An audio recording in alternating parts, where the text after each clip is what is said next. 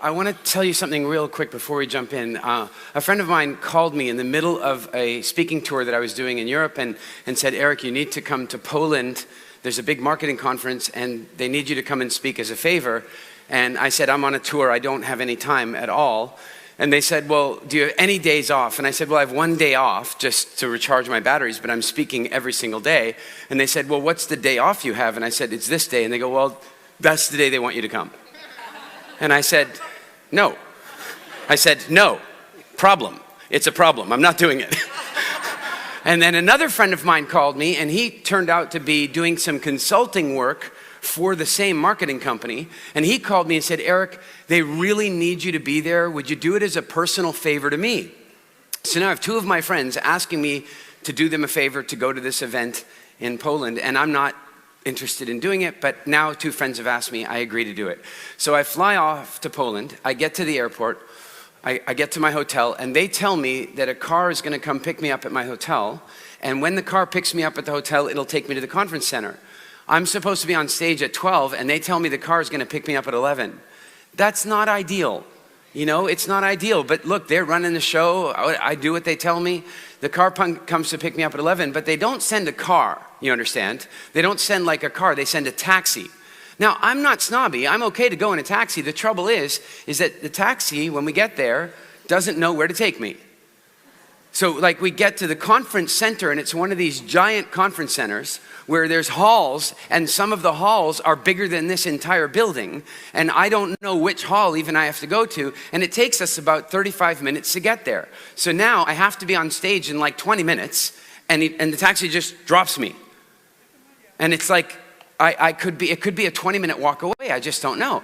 And so I'm running around trying to figure this out, thinking, why did I do this favor for my friends? I should be relaxing right now. I should be recharging my batteries. I should be putting on my own oxygen mask. Is that true? Yes. Absolutely. So I finally find the hall. I run in, and there's a registration area. And the registration area says like regular tickets, VIP tickets, and speakers. So which lineup should I go to? Clearly. But I go to that lineup, there's nobody in it, but there's nobody working at that part of the table. So the woman who's right there working at the VIP section, I say, hi, I'm a speaker, I need to register. She goes, oh, that person's on a break, just join the line for the VIPs.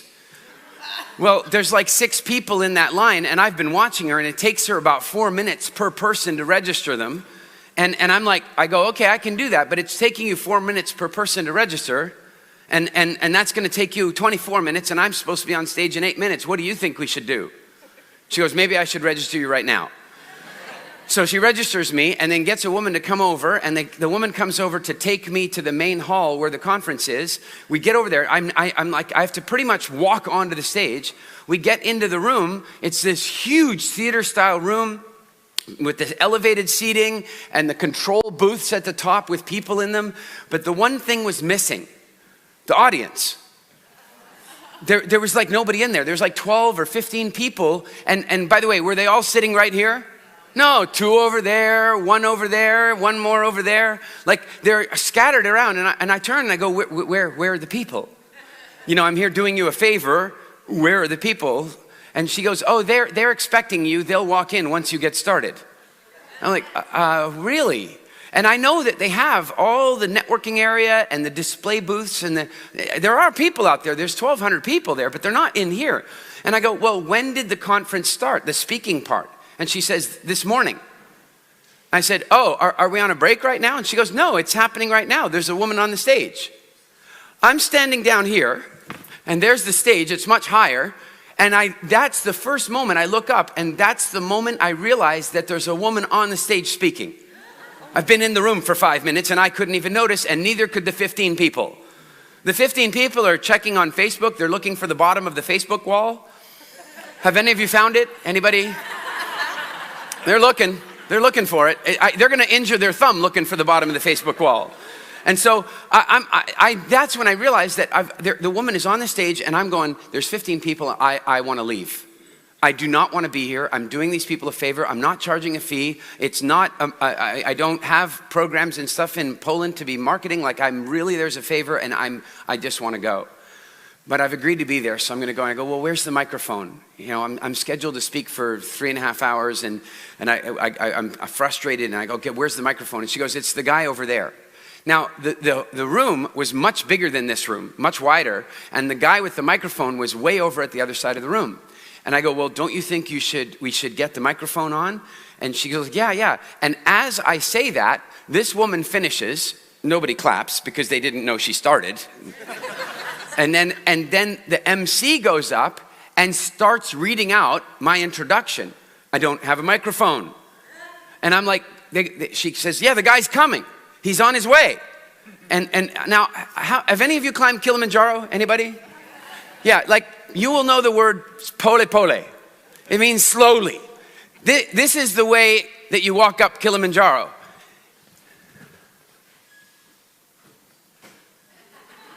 And this is the way the microphone guy is walking. And I'm way over there. There's no way he's going to get to me in time. And as he gets to about here, the woman goes, and please welcome to the stage, Eric Edmeades. Nobody claps because they couldn't barely hear her. And I have no microphone, so I have to grab the handheld microphone, jump up on the stage, and I walk out, and I look around the audience, and I cannot believe I'm here. I am, for the first time in my speaking career, I am dreading being on stage. I don't want to be there. I just want to go to my hotel room, have a nice bath, relax, read a book, not be here. And I look out at these 15 people, and I'm standing there looking at them. They're looking at me, and we're all wondering what's going to happen.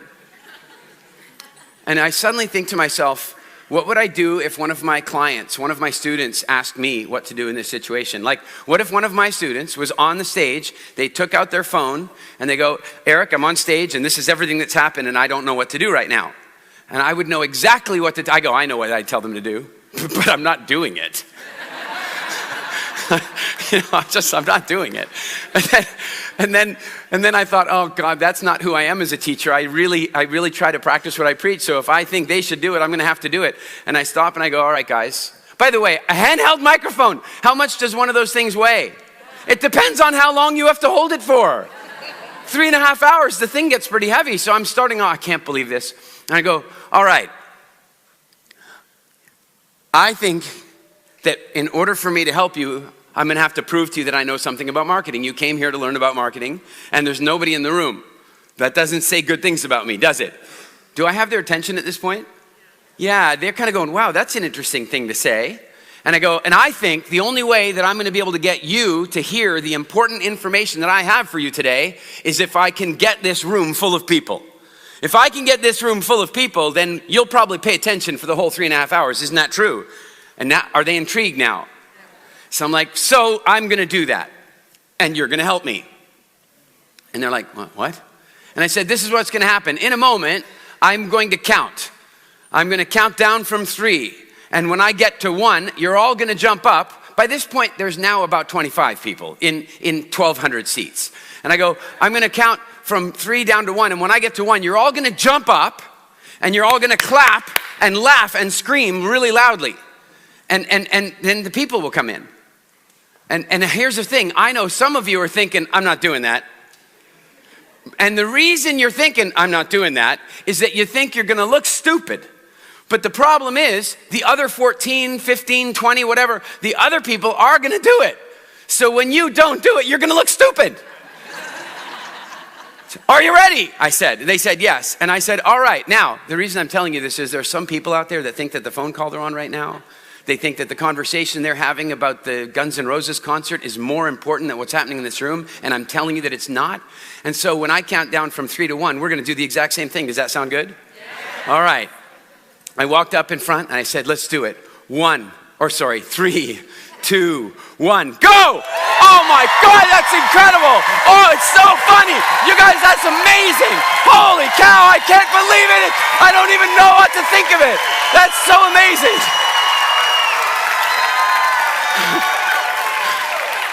All right, we'll see if we got their attention.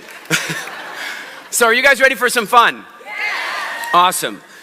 I am about to share with you one of my favorite things in the whole world to share with you.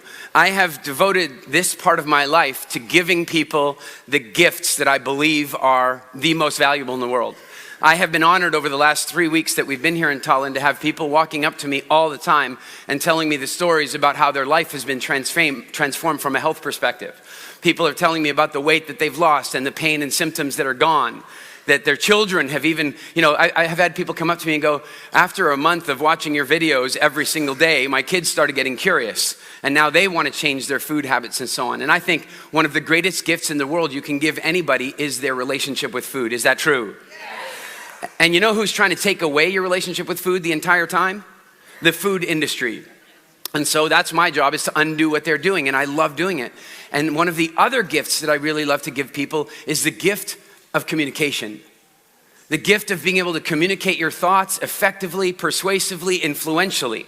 And the challenge is that our society has done everything it can, not on purpose, just the way it is, to train that out of us. And I think that makes life a lot harder to live. I think some of you find yourselves having an intense conversation or a negotiation, and every now and again, you walk away from that conversation and you think to yourself afterward, I wish I'd said this. Who's had that feeling? I'd like it to go away. I'd like you to not have that feeling. I'd like you to say the things that you want to say. I'd like you to express yourself the way you want to express yourself. I suspect that if you do that, it will change your relationship with you.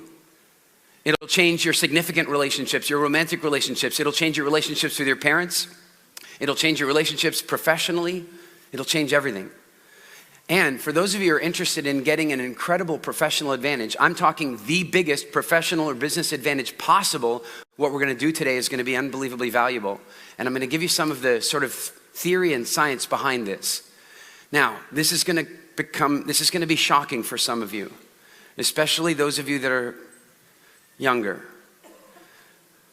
There was a time before the internet. I know. And then this will be even more shocking to some of you that are a little older than that. There was a time before television. Can you imagine, what did families do? They sat around the radio. No kidding, families used to sit around the radio. And so what's really shocking is there was even a time before the radio. And what did families do then? They sat around the fire. They sat around the fire, and I have been privileged to sit around that exact fire. And what I mean by that is that in my research for WildFit, I have had numerous visits with the Hadza Bushmen. And the Hadza Bushmen live very much the way most of our ancestors did for most of our history. And they sit around the fire.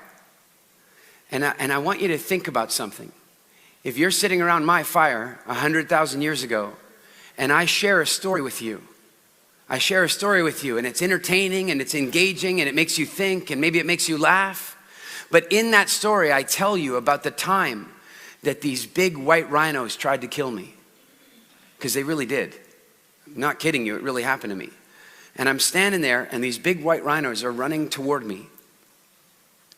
And what I knew about white rhinos is that they don't have good eyesight. In fact, they barely can see. They can smell and they can hear. And so the reason they were running toward me is that they could smell me. And I knew as they were running toward me, and let me tell you something, rhinos are bigger than you think. Have any of you guys been in that cafe with the big white rhino head on the wall? That is to scale. That is what a big male white rhino, that's the size of its head. Then you add the body. And they're way faster than you would think. And when two of them are running toward you, this is basically how it feels in your feet. They're running toward you and you're doing this. Because they're shaking the ground. What does every inch of my being want to do when they're running toward me? Run. But I know that if I run, they're going to hear my footsteps and that's going to give them the ability to follow me. And if I let them follow me with those big horns, I'm going to get some interesting piercings. Not good, right? And so instead of running, I stood there and stared them down and waited. And they got about 15 feet from me and they stopped. And they turned around and walked back into the bush. And then they got curious again when the wind shifted directly. They came running again at me. And then they got about 10 feet, 3 meters. And then they stopped again. And they walked away. If I had run, I would be dead today. Or certainly I would have interesting piercings one way or the other. And so Imagine that we're sitting around the fire and I share that story with you.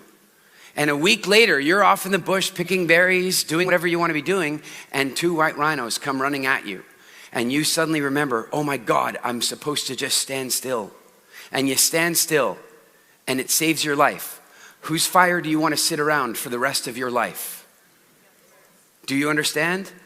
This is why we have this thing called the stage effect. For millions of years, your survival and your ability to thrive was completely dependent upon the stories being told around your campfire. It was the most valuable thing there was. Nothing could be more valuable than you sitting around the fire and hearing the stories. And you started listening to these stories when you were 2 and 3 years old. And by the way, can 2-year-olds understand even though they can't speak? Can they understand? Everything. They understand everything. The other day, I've got my little girl here in Thailand with me and my little boy who's not so little. My boy is 20 years old and my little girl's 2 years old. And so they don't get to spend much time with each other. And so they're hanging out. And I go to Zoe, I go, Zoe, do you love Daniel? And she goes, and I go, Daniel's your brother. And she goes, and I go, that means Daniel, that I'm Daniel's daddy too. And she goes, she understands it all. And so we're sitting around the fire listening to these stories, and they are making it possible for us to survive the most difficult circumstances. And they're making it possible for us to thrive in the most difficult circumstances. And so our DNA loves stories. That's why Hollywood will spend $200 million making it. Do you understand that? Think about that. They will spend $200 million creating a story, and they won't begin to see any revenue on that story until after the $200 million is spent. It's risky, but they know that we like stories. We like stories because it is the primary operating system of the body. And once you begin to recognize that stories are the best way to write information in, then you can look at history and recognize that it's completely true. Every great revolution, whether it's a political revolution, a war uprising, a technological revolution, has been preceded by great speeches and great oration. I remember reading that President Roosevelt was trying to pass some legislation through the US Congress, and none of the congressmen would vote for this because it had to do with changing their lives. It was legislation about congressmen, and they didn't want to change it. And he was getting nowhere. And then he recognized that the world had changed and he could speak directly to the people. Radio, town halls. And so he started doing that. He started giving speeches. And do you know what's amazing is when they put that legislation in front of Congress, it passed with only 3 dissenting votes because he'd gone directly to the people. Speaking is one of the most powerful things we can create in the world. And by the way, can powerful things be used for both good and bad? Adolf Hitler gave 8,000 speeches. He knew exactly what he was doing. He wrote in his book, Mein Kampf, many years before World War II, he wrote in that book, essentially, that the microphone was more powerful than the pen, that speaking was more powerful than writing. That if you really wanted to stimulate people, if you really wanted to change their hearts and minds, you did it with great stories, you did it with great speeches. Speaking is one of the most powerful forces there is in our society. It creates an advantage in business and your professional life that is far past any other advantage. Here, let's test out a few things. Are you aware that in American corporate world, and I imagine this is probably fairly consistent in the westernized, civilized corporate world, in the American corporate world, people make slightly more money for each inch they are taller. Did you know that? They actually make slightly more money. They're more inclined to get the promotion. They're more inclined to make the sale, slightly more taller. And then, by the way, is there a gender pay gap issue? Yes. And so there are all kinds of little tweaks in our society that are little optimizations. The gender pay gap, how big is that these days, they say? They say it's about 10%. It's about 10%. But if you remove the fact that, for example, it came out, do you guys know that Uber pays male drivers more than they pay female drivers? What? Yeah. Okay, this is the way statistics lie. Female drivers choose not to drive as many hours, and they choose not to drive during peak hours, and they choose not to drive in dangerous neighborhoods. And so Uber doesn't pay them any less. Uber pays them exactly the same. They choose to do things differently. Women choose not to take jobs where they die. Men die in the workforce something like 7 times more often than women do. And so when you remove all that stuff, the gender pay gap closes a little. It's still there, but it closes a little. Does that make sense? But these tiny little professional advantages, that height or maleness or whatever, they're tiny. But the most massive advantage you can give yourself in the corporate world and in the entrepreneur space is to be able to speak. If an inch of extra height can make you 0.01% more income, being a speaker, being comfortable sharing your ideas, being influential in the way you communicate can triple or more your income. It obliterates all other advantages. It is the most powerful thing you can do for your professional life. The problem is, we don't. Because we're afraid. And the crazy part of it is not one of you was born afraid. Not one of you. Now, because I understand this whole fear, what we did before you guys came in here this morning is we took 15 envelopes. 15 envelopes, and we wrote in those envelopes a few words, a couple of questions. Just one envelope, one word, one question, and then we stuck those envelopes under, don't check, we stuck the envelopes underneath the chairs, and don't think we didn't notice the bean bags. We stuck them underneath, and in a minute, when I say go, you're gonna check underneath the chair, underneath the beanbag, and you're gonna see if you got an envelope. If you got an envelope, I want you to check in with what happens in your body, and here's why. Because if you got the envelope, you must not open it. You will simply stand up, you will walk over here, you will come up on the stage. And then I'm gonna have a handheld microphone, and I'm gonna hand you the handheld microphone, and then you're gonna tear the envelope open, and you're going to see the word or the question, and you're gonna speak for 3 minutes about that topic in front of this audience.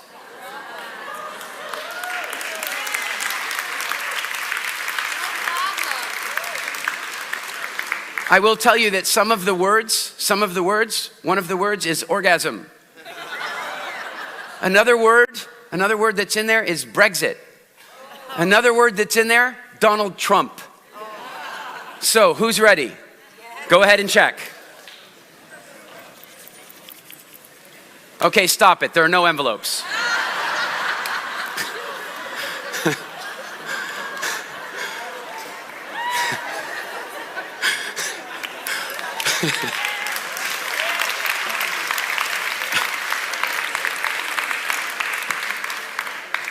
Now, the reason I do that is, did you find an envelope?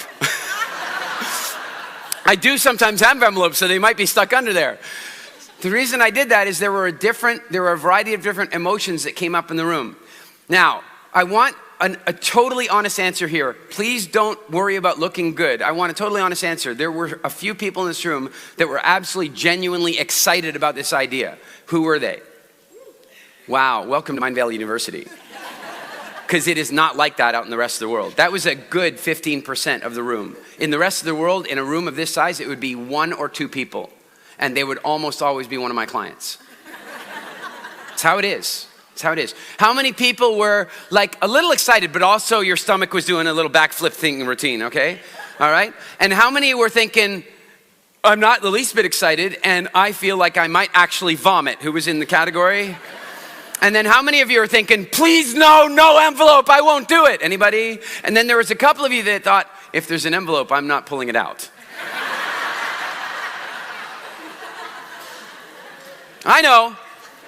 And so what I want you to know is that I used to be in the category of that if I was sitting there in that chair and I reached under and I touched an envelope, I would have immediately pulled my hand back and pretended I didn't have an envelope. I kid you not. I was so terrified of public speaking that if you called me on a Friday and you asked me to do a talk, if you called me on Monday and you asked me to do a talk on Friday, I would absolutely have said no. Without question, I don't care what the topic, how big the audience was, I would have said no. And when I said no, I would then have started feeling sick. And I would have continued to feel sick on Tuesday and on Wednesday and on Thursday, and I would have woken up on Friday morning feeling sick, and I said no. I don't even want to think what would happen if I said yes. That's how terrified I was. But you know what's so important about this? Not one person in this room was born afraid of communicating. Not one person in this room was born afraid of public speaking. Nobody. No matter how fearful you are of it today, No matter how nervous you might get about it today, not one person in this room was born afraid of public speaking. Nobody. It's really important for you to understand that. Can you imagine what would happen if a baby came out afraid of public speaking? How would it ever get its diaper changed? How would it get food? What happens is, at first, when babies are born, we are so thrilled by their noises, aren't we? Baby noises. I mean, aren't they incredible? I get home, if I miss Zoe's bedtime, like if I miss it occasionally, I come home and she's already in bed, I want to go wake her up. You can imagine my wife's reaction when I say that. I go, I'm going to go wake, I will never go wake her up. I'm going to go wake her up. No!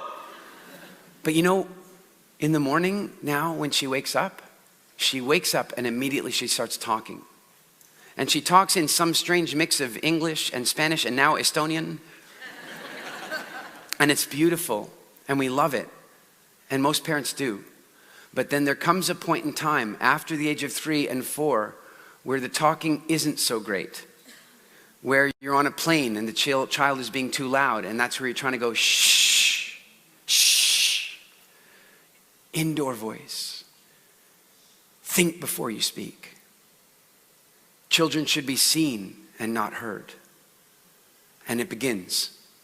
And almost every person in this room was subjected to at least some of this stuff when they were a kid. And that's where your apprehension of communicating, that's where your apprehension of speaking came from. Because social conditioning started putting a cocoon around you and started telling you to control yourself, to not be so excited. Is it true? Yes. And then we continue to live with that fear. We continue to live with that. And then it gets even worse because we go to school. And one of the things that teachers forget what it's like to think like a child. They do. Look, guys, when children are born, they have no meanings. They don't know what stuff means. And so their entire job for the rest of their life is to assess meanings. Oh, I have pain in my stomach from hunger, and when I cry, I get fed. Oh, look at that. When I cry, somebody sticks a boob in my mouth. Wait a minute, why did I stop doing that? Anyway. But the fact is that the children make a meaning. They make a meaning, and then they continue to make more meanings. And the problem is that some of the meanings that we make when we're children, they become rules that we then keep. I spoke to the teens on the teen track here at Mind Valley University. I spoke to the teens. I told them a really embarrassing story. I'm going to share it with you. One day I was eating an apple. I was eating this apple. I was about 6 years old.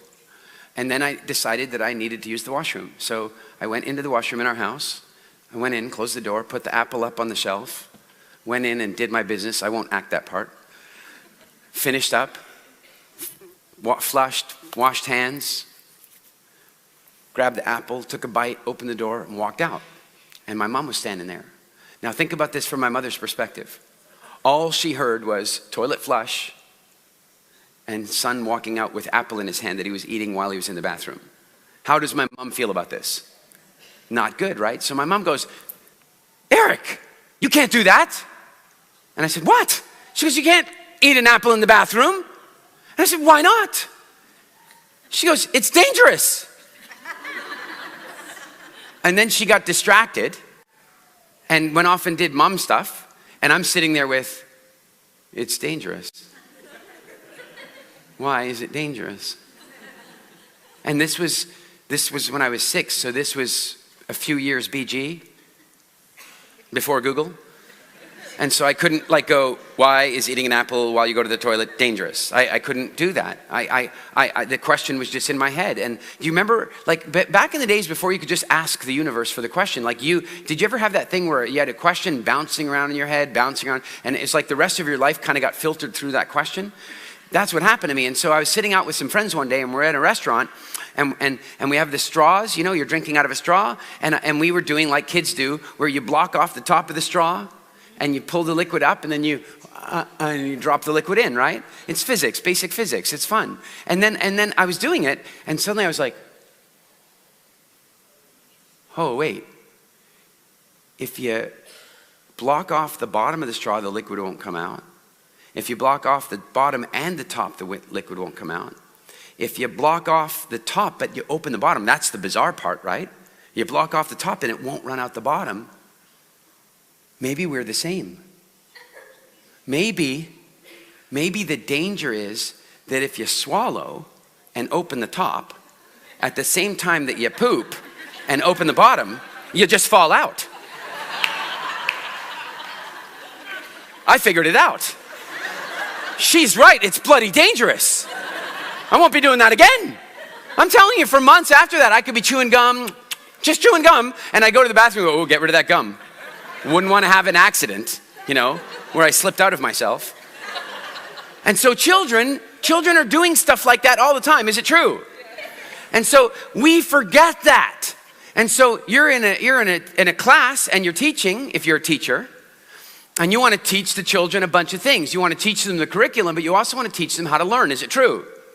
And so you're teaching the class and you recognize that one of the students, JB, is just not paying attention.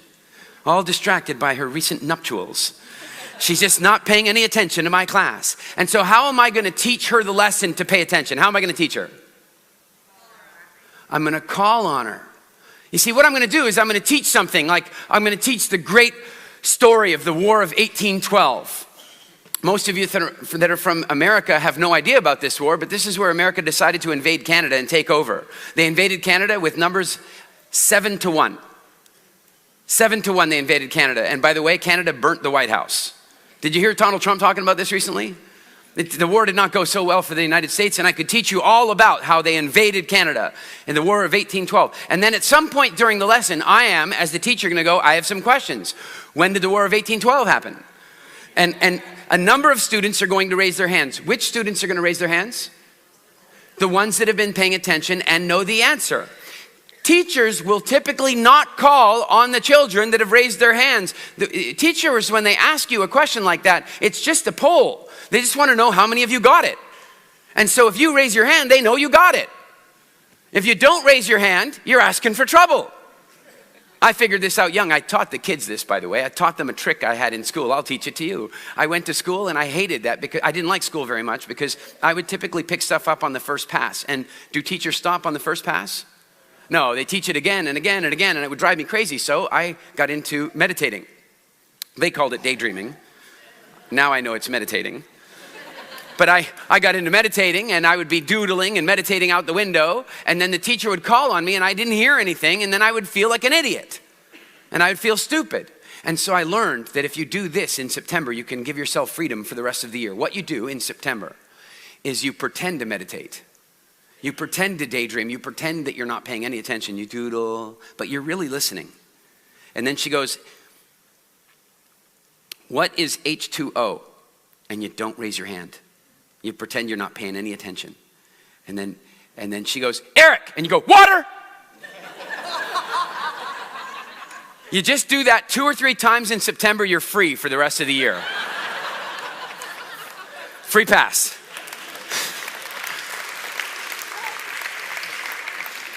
Now the trouble is that when children do this, when teachers do this, what they're trying to do is teach JB the lesson. They're going, when was the War of 1812? JB doesn't raise her hand. JB, when was the War of 1812? JB wasn't paying attention. Now in that moment, is she maybe going to get startled? If she gets startled, what kind of chemicals is her body going to produce? Cortisol, adrenaline even. And if she produces cortisol and adrenaline, here's something that a lot of people don't talk about, but the minute you start producing cortisol and adrenaline, you step back in time in your brain. You go to the more primitive parts of your brain. The more scared you are, the more primitive you go. The idea is if you're scared, you become pessimistic. It's safer that way. You see, if you're walking along in Africa and you suddenly see some lion tracks, that'll startle you. Tell me, it's happened to me. It'll definitely startle you. And in that moment, every rock that could be a lion starts looking like a lion. Is that true? Is that safer than mistaking a lion for a rock? Of course it is. And so when we have some adrenaline and cortisol, we become slightly more pessimistic and we lose touch with our proper brain. And so in that moment, even if she knew when the War of 1812 started, the answer is in the question after all, she might not know it. Is that possible? And so I go, JB, when was the War of 1812? And she's like, 1814? And now she's just done something called public speaking in front of one of the most difficult audiences in the world, children. Children are the toughest audience ever. Children are not nice. Come on, I'm not talking about your kids. I'm not talking about my kids. I'm talking about the rest of them. They're not nice. When are JB's classmates going to remember, or when are they going to forget that she made this mistake? When? Never. JB goes off to Palo Alto. She starts the next big .com company. She's a billionaire. She flies to her 25th anniversary, high school anniversary. She arrives in a private jet. Limousine picks her up. She's got all the jewelry and the cool stuff and the great clothes. And she shows up at her reunion and she walks in the door and they go, "Look, guys, it's 1814. Because they're never going to forget. But the real problem is that the teacher intended to teach JB the lesson, pay attention in my class. But the lesson JB got that day was, public speaking is freaking terrifying. And for the rest of her life, maybe, she's nervous every time somebody hands her a microphone. Every time somebody asks her to do a toast or prepare a conversation. And this is what's happened to so many of you as well at various points. I will tell you that I was so terrified that it would make me sick to even think about speaking. But the transition I've gone through over the last 20 years has completely changed my life because of the stage effect. I'm going to share some things with you. When I was 15 years old, I was homeless. And when I say homeless, I should point out that I was living in a place called Edmonton. And it was winter. Now, some of you live in places that you think of as cold, but you've not been to Edmonton. I will tell you that in Edmonton in the wintertime, it is absolutely routine for it to be minus 30 degrees, minus 40 degrees. And for those of you that are Americans that are wondering what that means in Fahrenheit, minus 40 is the same in both. It means fatally cold.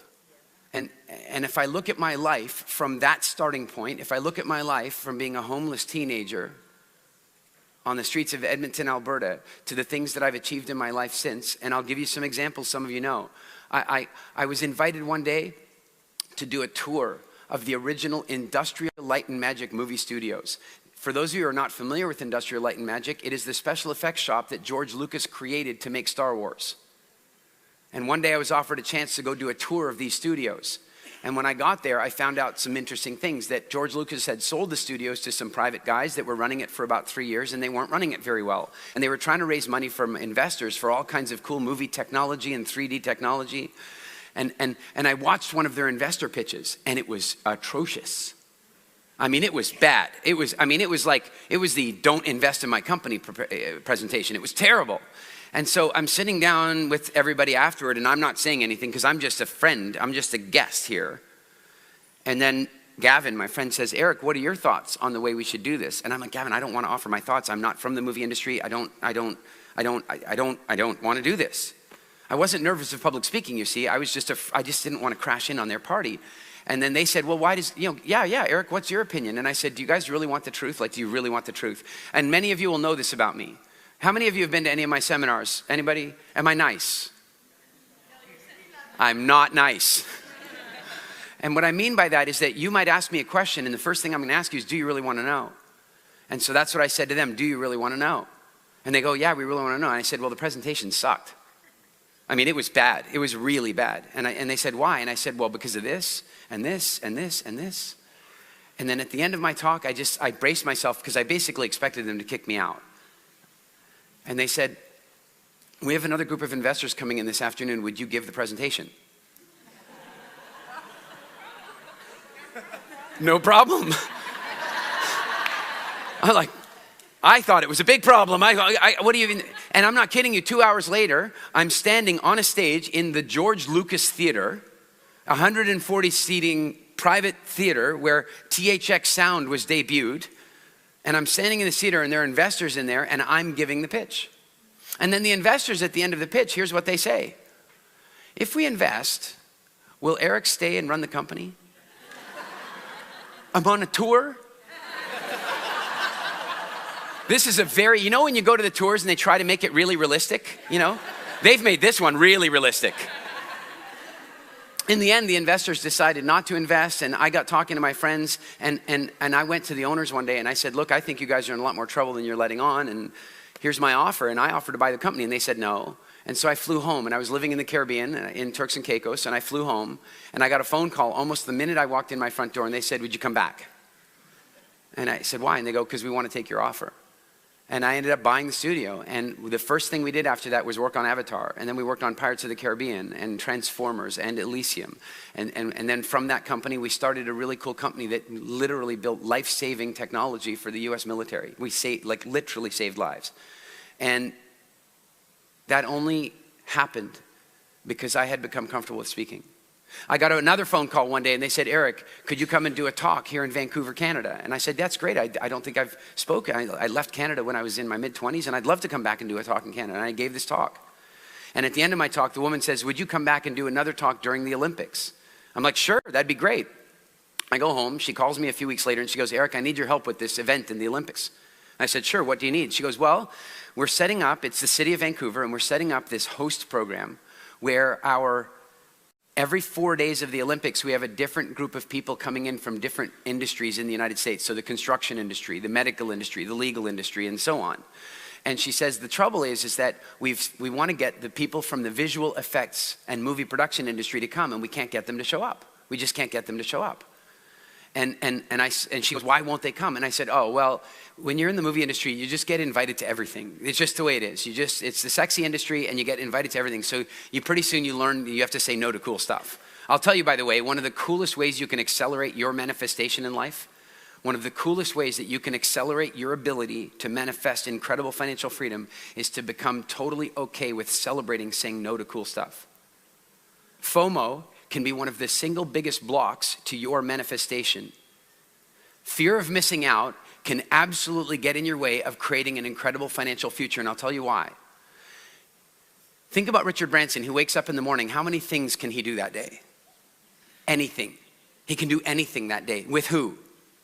With anyone. If Richard Branson called any of you in this room and said, hey, do you want to come out with me, go for a little boat ride or something tomorrow? Who's going with Richard Branson?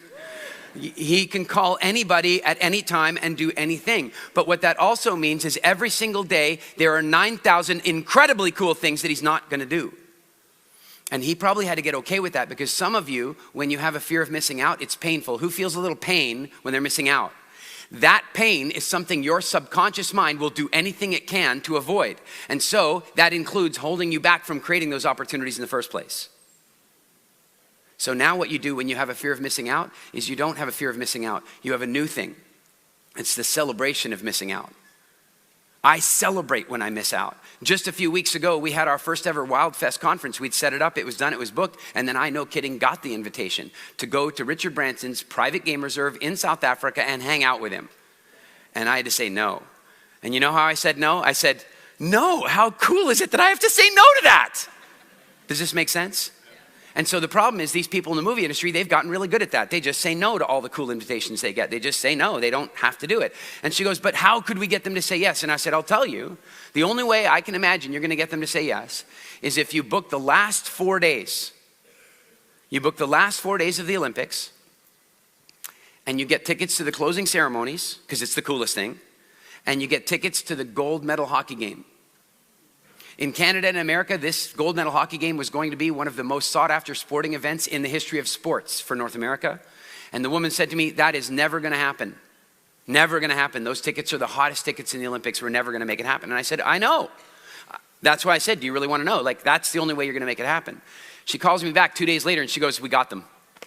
She goes, we got a block of tickets and we got them in the coolest section. Right there in the club section, we got tickets. Will you be there? What was my answer? Yes, absolutely, I will be there. I wouldn't even want to say no problem in case she only heard the first word, right? Absolutely, I will be there. And then the rest of the industry showed up because we'd made it so cool. Then I went to go do a presentation because that's why I was there. I gave a presentation, 15 minutes. Not motivation, not inspiration, just boring ass stuff about the film industry. Just stuff about how the work we did on Avatar went and how 3D technology is changing the movie industry. Nothing exciting. And then all of a sudden, this guy walks up to me, Hu Bo, Chinese guy from Shanghai. He was one of the producers of the Beijing Olympics. And the way the Olympics work is that the last city helps the next city produce. So he was there helping Vancouver produce the Olympics. So he happened to be at my talk. He walks up to me and he goes, Eric, that talk was fantastic.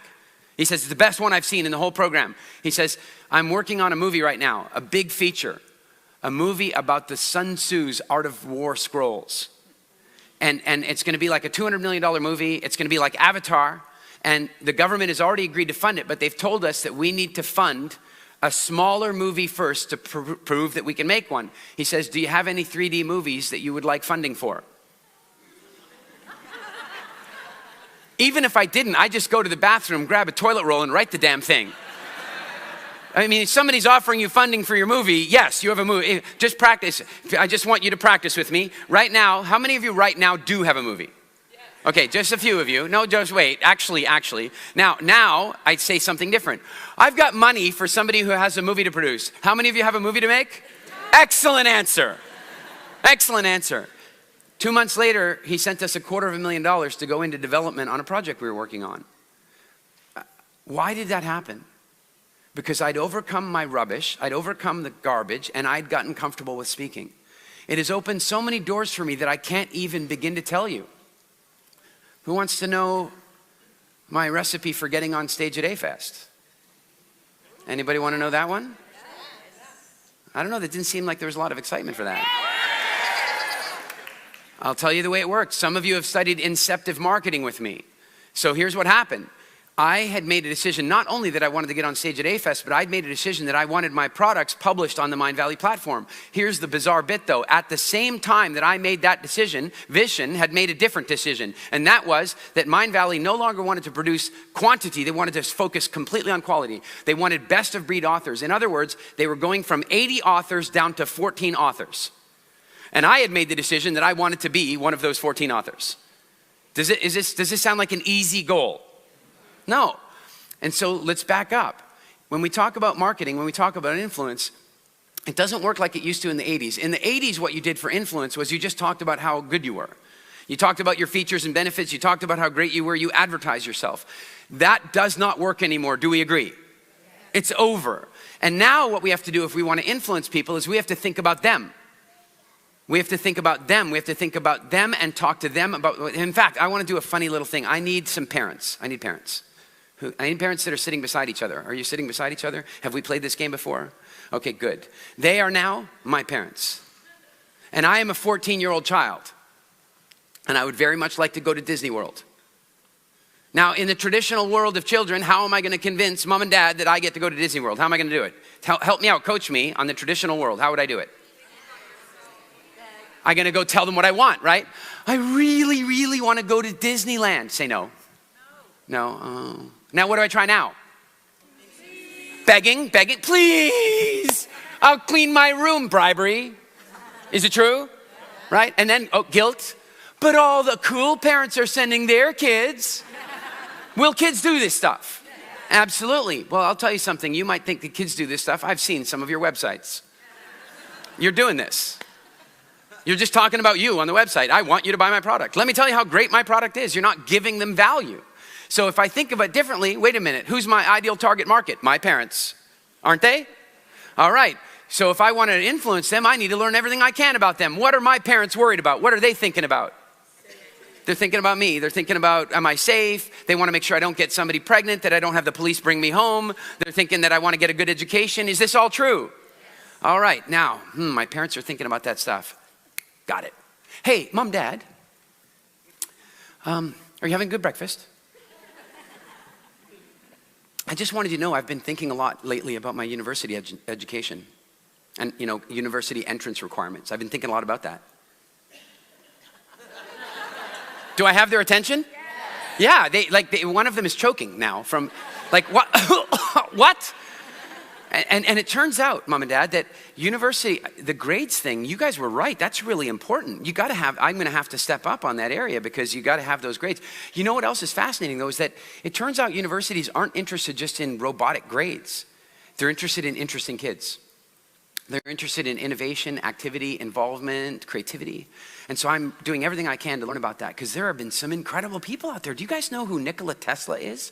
Incredible. And of course, Thomas Edison, and then you've got George Lucas and Steven Spielberg and Walt Disney and Elon Musk and Richard Branson. I mean, these people are so creative and I'm so excited about them. So right now, I'm doing like a project. I'm doing all the research I can on Walt Disney. You know that when he was broke and he was just making cartoons, and his story is fascinating. So if you have any books or blogs or articles or videos or anything at all about Walt Disney, any way that you can help me learn more about Walt Disney, you just let me know.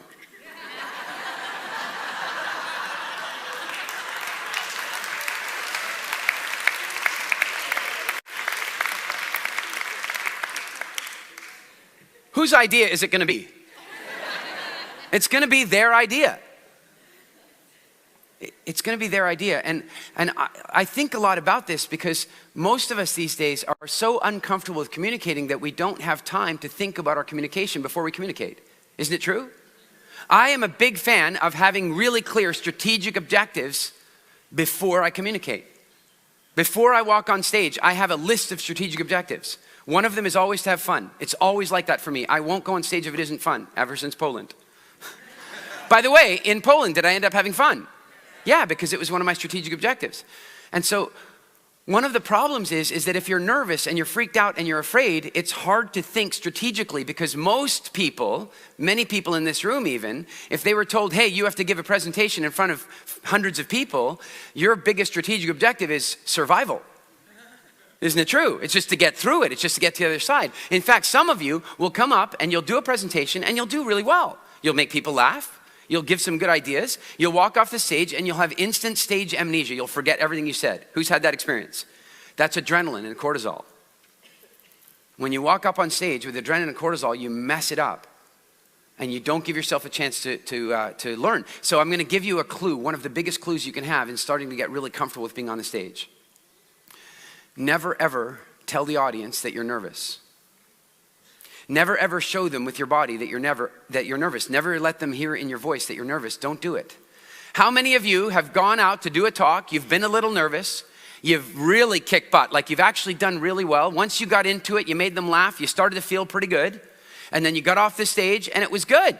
And then people come up to you and told you how good it was, and yet somehow you were still nervous the next time. Who's had that experience? The reason you had that experience is that you came off the stage and you walked around and people came up to you and they told you what a great job you did, and you didn't believe them. You didn't believe them because you showed them that you were nervous. And so because you showed them that you were nervous, you believe that their praise of you, that their warm words for you are platitudes and lies. What you have to do is you have to recognize that if you tell them you're nervous, the reason you're doing it, the reason that you're saying, oh gosh, I'm a little nervous today, is you're fishing. That's why you're doing it. You're fishing because you're afraid you might not do that well. You want to set their expectations lower, and that way they're going to give you better feedback. But the problem is the feedback will only feel good. It's like a drug. That feedback is like snorting a line of cocaine. It'll feel good for a minute and it'll mess up your life. Please never let them see you nervous. I had this woman, Jessica. She came to one of my very first ever speaking academies. She came to the academy, and before she came, by the way, she was so scared that even signing up, her hands were shaking. She was so terrified to be there. And then she did the program and became incredibly comfortable and super proficient at speaking. And so sometime later, I used to offer this service where people could send me videos and I would do a video breakdown of their talk for them. And so I did that for her. She sent me one of her videos and I'm watching the video and she rocked it. She did this incredible talk on mindfulness. Beautiful talk, beautifully delivered. And she came to the very end of the talk and then she did something that told the audience how hard it was for her. How nervous she was. It was subtle. It was super subtle. I don't know if I'm going to show it to you. You might not even see it. It was so subtle. But it kind of went like this. She finished her talk. She, no kidding, got a standing ovation. And at the end of the standing ovation, just see if you can see it. It was a little, like, you know, in poker, you have the tell. You know, when you're trying to bluff, you have the tell. And so she just gave it away a little bit. Here it was. Everybody's clapping and she goes like this. Did you see it? I couldn't believe it. I'm watching the video going, no, you did this perfect talk. And if she just held on, if she just stood there and accepted the applause, then when the people came up and told her how much ass she kicked, how well she did, she would have believed them. But just that one stupid little thing, she won't believe any of them. No. You cannot show them you're nervous. If you walk on stage acting, at least, if you're not, acting confident, telling them you're confident and not communicating your fear, you will believe the feedback you get and you will feel slightly better for the next talk. And then you'll do your next talk and you will believe the feedback you get and you will feel slightly better by the next talk. 5 talks later, you will not be nervous anymore. You will let it go. Does this sound sensible to you? I went to speak at my very first A-Fest event, coming back to my strategy on how to get there. The ideal target market in my case was who? Vishen. And so I ended up at a conference where Vishen was. And what I know about Vishen, because I'd done a little bit of research, is I knew a few things about him. One is that he has a very selective way of putting his attention on things. He has a very high value system of what he's going. He does not waste his attention. Do you understand? So if he goes to a conference, he's very clear about which speakers he already wants to see. He knows that. And the rest of the time he's working, he's on his device, he's making things happen. He didn't know me, so was he gonna come and see my talk? No. And so I'm sitting on a bus going on some tour and I notice I've got Vishen nearby and I go, Vishen, I wanna do a little more market research. Sometimes the best place to do your market research is with your market. And so I go, Vishen, I wanna ask you some questions. I'm curious, what are you interested in these days? And he goes, oh, I'm super interested in biohacking. And I go, that's amazing. That's what I'm speaking about tomorrow. Now.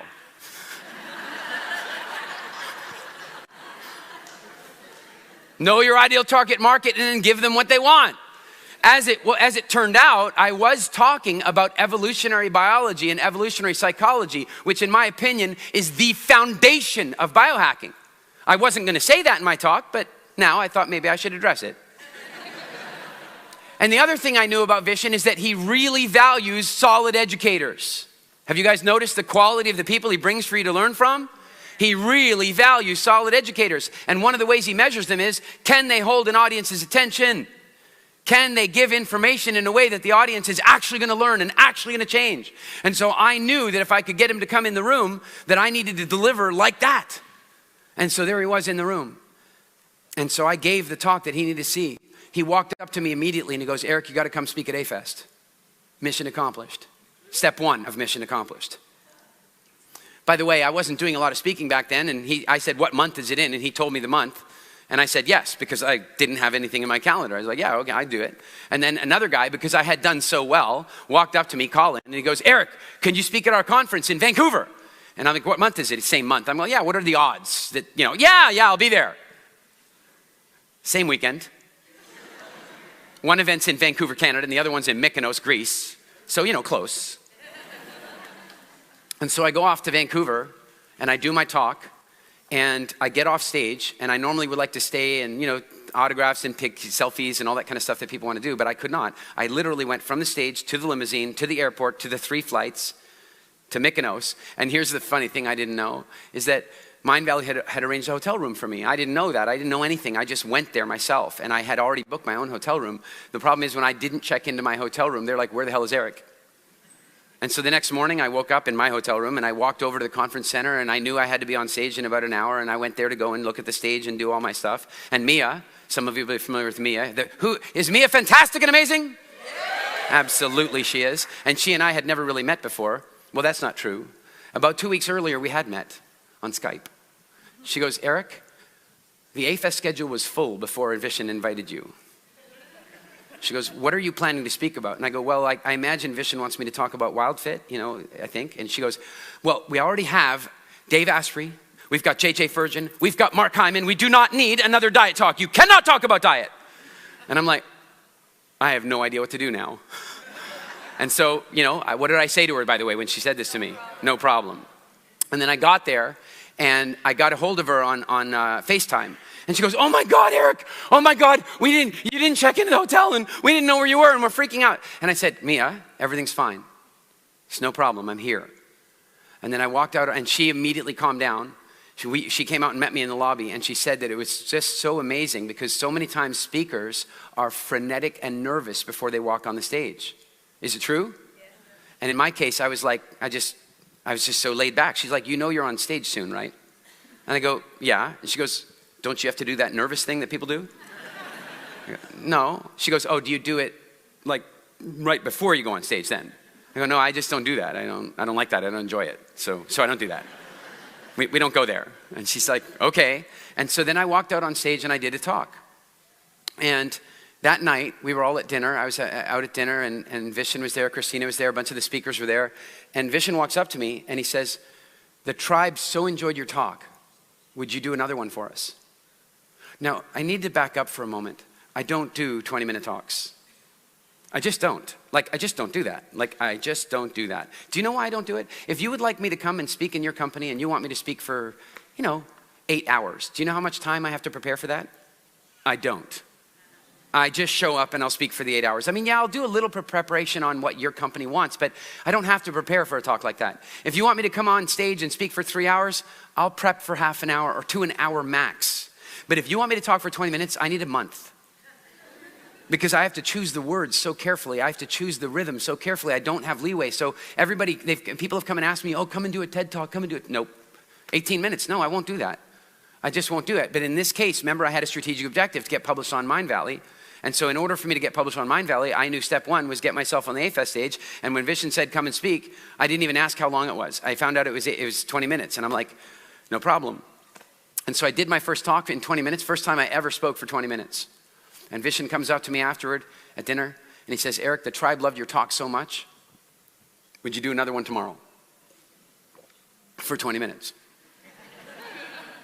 Sure, I have a month between now and tomorrow to prepare. And then I said to him, what would you like the talk to be about? Because he knows me a little at this point. He knows about my interest in business and entrepreneurship. He knows that I'm interested in health and nutrition. He knows that I'm interested in evolutionary biology. I'm a curious guy. And what's interesting is, I have this friend, David Wood, and when you go out to a meal in a restaurant with him, this is so cool, he won't order. The waiter comes over, and the waiter says, what would you like? And he goes, anything. You decide. Surprise me. How brave is that? In America. That could be lethal, really. But the fact is, he does it. He goes, bring me anything. And you know what's really amazing is if the restaurant's not too full, almost every time I've been out with him, they've brought him something that wasn't on the menu. Because the chef is bored silly with cooking the same crap. Chefs did not go into being chefs to cook the same stuff every day. They're creative people. And so when he says, I'll take anything, the chef is back there going, cooking the same thing all the time. And the guy says, hey, we got a joker back here. He says he wants you to make anything for him. Pick something off the menu. And the guy goes, forget the menu. I get to be creative. And he does something creative, and then they send the creative dish out, and then we're sitting there, and David gets his creative meal, which somehow looks better, smells better, tastes better than everything on the menu, every time. And then you know what? Almost every time the chef comes out and greets us at the table in his hat, the whole deal, and he says, I want to know how the meal was. Is that a rich experience? It really is. And I think our whole job in our lives is really to have rich experiences. And I love the way he did that. And so when I said to Vishen, what would you like me to speak about? Vishen says this to me, I kid you not. And I want you to understand, Mindvalley controls things tightly to make sure they're delivering the high. Every minute is accounted for. First of all, I don't know where he found an extra 20 minutes for me. You never have an extra 20 minutes at a conference, ever. Because speakers quite often go overtime, which, by the way, you should never do. Not ever should you go overtime. But sometimes speakers do, and they shouldn't. But the problem is, conferences never have a spare 20 minutes. I'm amazed at where this has come from. It turns out, he told me later, that he took it out of his presentation for me. And so then I said to him again, I said, well, what would you like me to speak about? And this is what he said to me. Anything you want. I don't have to go from the menu. I went back to my hotel room and I said, oh my God, what could I do? This is so incredible. And then I broke one of my most incredible rules, and that is never, ever break a topic out in front of a fresh audience. You practice stuff, right? Forget that. I'm going to do something amazing. And I'd been working on a project. I've been working on this book called The Hindsight Window, and it's something I was super excited about, and I decided that's what I'm going to do. And the project had been mostly being worked on in my journal and my book, and I hadn't really thought much of it, and I suddenly thought, wow, if I'm going to go talk about the Hindsight Window in front of all these people, I better register hindsightwindow.com now. So I went off and registered the domain that night, no kidding, and then I went out on stage. And I started like this, and I don't remember it completely word for word. But basically, I walked out on stage and I looked out at all these incredible people, and they're so warm to me. I'd already been on stage the day before. And I walked out and I said, I am so excited about this next talk. I want to tell you that I believe this talk is going to have a major impact on you, and you are going to remember it for years to come. Was I nervous? Not at all. Not at all. That was my truth. My truth was I believed I was about to give a talk that was going to change their lives in 20 minutes. That it was a talk that they would remember for years to come. And do you know that I have had, and still to this day, 2 years later, about once a week, somebody still writes to me now because they see it online, and they tell me, Eric, your talk changed my life. But even bigger than that, after I gave my talk and I bumped into people, because one of the things I love so much about A-Fest is that at a lot of conferences, you kind of, as a speaker, you kind of come in, you do your thing, and you're out. But at A-Fest, it's like community, right? So that means for the next couple days, I'm on the beach, I'm out on a catamaran, and I'm hanging out with the audience, and I get to hear from them. And you know what? People came up and told me, they're like, oh my God, Eric, you really touched me. I really enjoyed your talk. It was so funny. It was engaging, blah, blah, blah. They're telling me all this stuff, and I am believing them because I wasn't nervous. It's so important that you do not show the audience your nerves. Does this make sense to you? Now, couple more things I want to share with you about getting super comfortable with being on stage. Super, super comfortable. One of them is that your breathing has everything to do with how safe you feel. The way you breathe has everything to do with how safe you feel as a human being. And I believe that this is a design of the Homo sapiens frame. And it works like this. You've got lungs. And at the top of your lungs, the little hairs that extract oxygen from the air you breathe are more sparse up here. And they're more dense in the lower part of your lungs. Now, if you didn't know our history, you might think this is a terrible idea, right? Yeah, I mean, you might think this is a terrible idea because where do people spend most of their time breathing? Up here. They breathe up here all the time. The trouble is when you breathe up here, you don't get quite enough oxygen. And if you don't get quite enough oxygen, your brain gets oxygen starved, and then that triggers cortisol and adrenaline production. It's by design, though.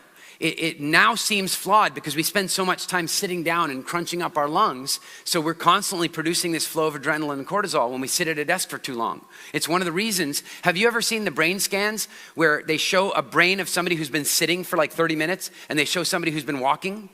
The brain scan of the person who's been sitting, it's out. There's no flow in there. There's no electrical circuitry going on. It looks like New York in a power outage. But if you look at the person who's been walking around, it's like fireworks inside there. And I think one of the reasons for that is that when we sit down and we crunch up our lungs and we breathe only in the top, we switch back to reptile brain. And we stop being able to think really consciously.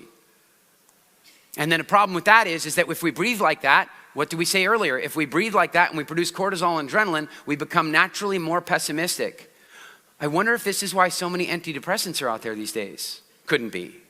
Couldn't be related to that at all. But it's a perfect design of Homo sapiens. We are meant to be that way because for most of our history, we didn't sit at desks. Now, I want you to imagine for a minute, if you and I are walking along and we stumble upon some lion tracks on the road. We stumble upon these lion tracks in the dirt. Where are you going to start breathing? How are you going to breathe? Will you breathe? What do you think? You tell me, would we walk along and see the lion tracks and go, oh, look, lion tracks? Would we do that? No, we would not. We would look at them and we would only do one of two things. One would be to go and stop breathing. Instant way to produce adrenaline and cortisol. Why? Because we want to switch to reptile brain as fast as possible. We want the fastest possible reflexes at this point. Is it true? And the other way we might breathe is to go, same thing, right? Same thing. We're going to produce adrenaline and cortisol, which is going to move us to reptile brain, so we are only going to be operating on instinct. And when we are only operating on instinct, everything will look scarier than it really is because that's safer.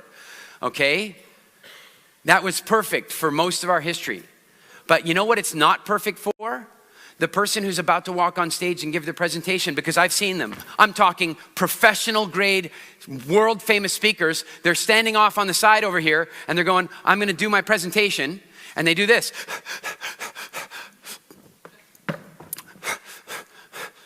And they're breathing like this the whole time. Ooh, I feel scared now doing it myself. Don't do it. I want you to know that when you breathe really fully, you communicate to your DNA that your environment is safe. This is one of the reasons that meditation is so incredibly powerful. We can talk about esoteric things and energies flowing around the universe. Yeah, fine. We can also talk about the practical reality of this machine. And this machine likes it when you breathe fully, because in nature, the only time you would ever breathe fully is when there was nothing around to threaten you. Does this make sense? And so before you walk on the stage, while you're preparing for your talk, you breathe fully. When you breathe fully, you will make your body feel safe. Next thing is your eyes. They say the eyes are the windows to the soul.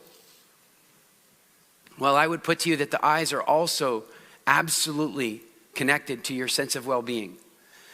When you are afraid, you use your eyes in a very focused way. Again, we walk along, we see the lion tracks. Will we gaze at them or will we stare at them? You go, oh, look, lion tracks. No, it's going to be lion tracks. What do we want to know right now? Quick, what do we want to know? What direction are they going in? That's useful. How about how big are they? Do you have any idea? How many of you have ever seen a lion like in a zoo or something? They're bigger with no glass. How many of you seen a lion from a 4x4 in Africa? Aren't they bigger in the 4? How many of you have seen a lion walking along? Few of you, hey? You're just walking. You're walking, and there's a lion there. Your DNA knows what a lion is. Quite a few of your ancestors were digested by lions. So your DNA knows. And so you look at that lion print, you want to know how fast, what direction is it going in? How big is the lion? How many lions are in the pride? Do they have cubs with them? And by the way, most importantly of all, how fresh are they? And by the way, in case this happens to you, because you know it might, if you see the lion tracks, if you want to know how fresh they are, you just do this. And then if sand trickles in, then they're within 15 minutes. And at that point, your eyes are not going to gaze at either. They're not going to gaze in. Oh, look, the lions are going that way. Oh, cool.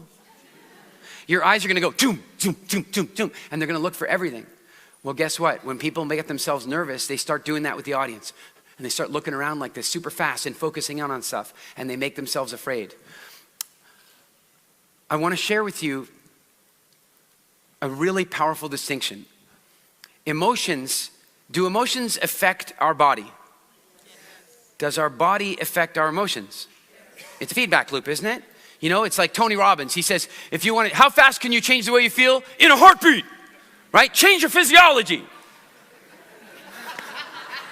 If you want to create massive action in your life, change your physiology now. Level 1000. That feels pretty good, by the way. He's not wrong.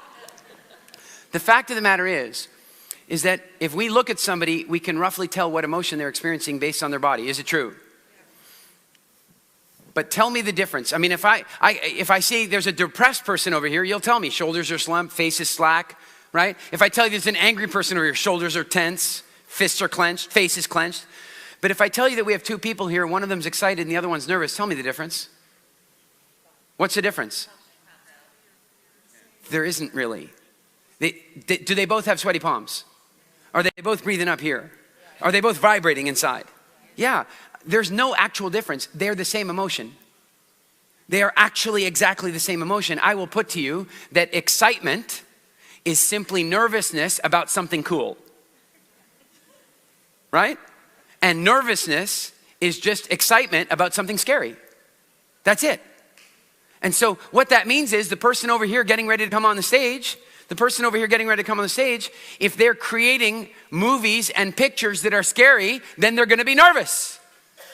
If they're creating pictures and movies about how cool the whole thing's going to be, then they're going to get excited. Does this make sense to you? Yes. So when we combine all this together and we recognize that in order for us to feel really good, we want to breathe fully. And I want to share a distinction with you about this.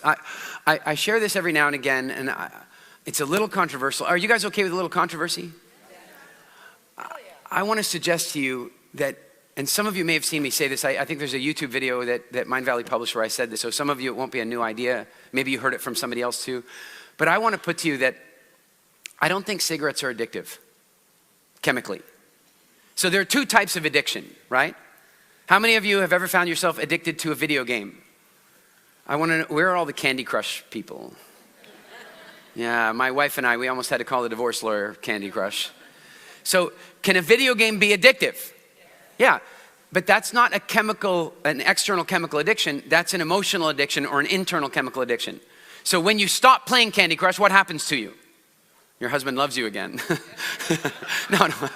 He never stopped loving you. He likes you again. But when you stop playing a video game, nothing happens inside you. It's true. You don't vomit. You don't get a headache. When you stop drinking coffee, and you've been drinking coffee for all your life, what might happen to your body? Headaches, and in extreme cases, heroin-like withdrawal symptoms, including fever, shaking, vomiting, temperature. It's incredible. And if somebody quits heroin, there are the symptoms. If somebody quits cocaine, there are the symptoms. If somebody is addicted to alcohol and they quit drinking alcohol, it's called the DTs, and it's the same thing. When somebody quits smoking, what happens? Nothing. Nothing. They don't get a headache. They don't vomit. They have an oral and a finger fixation, just like a child does when you take their dummy away.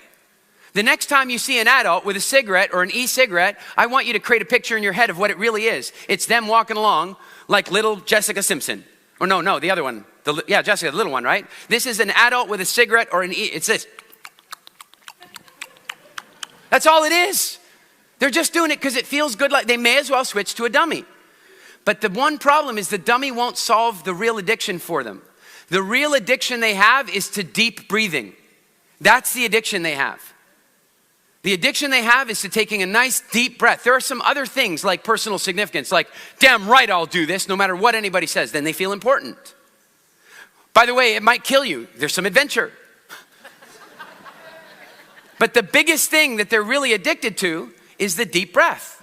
Because when you take a big lung-filled deep breath of air, your body knows that the environment is safe. You would not take that big lung-fill of air if there was a lion or a hyena or a snake or a spider or a lawyer. You wouldn't take that big lungful of air. And so what happens, come on, grab a cigarette with me. Put whatever in it you want, but grab a cigarette. All right, and then just act it out with me. We light it, and then watch me first. You light it, and you go, and you go like this. You go.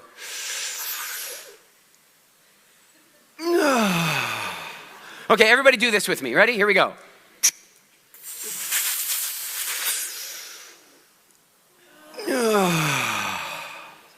No wonder they do that after sex. I mean, doesn't that feel good? Breathing like that will make you feel calm. So what I want you to think about is anytime you need to go on stage, there are a bunch of things that are going to make you feel better.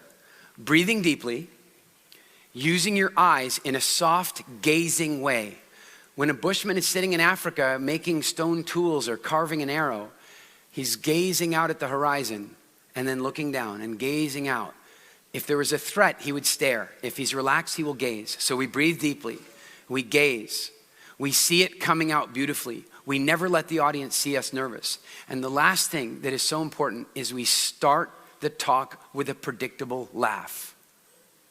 How many of you have ever done a talk and the minute you got the audience to laugh the first time, you instantly felt better? Who's had that experience?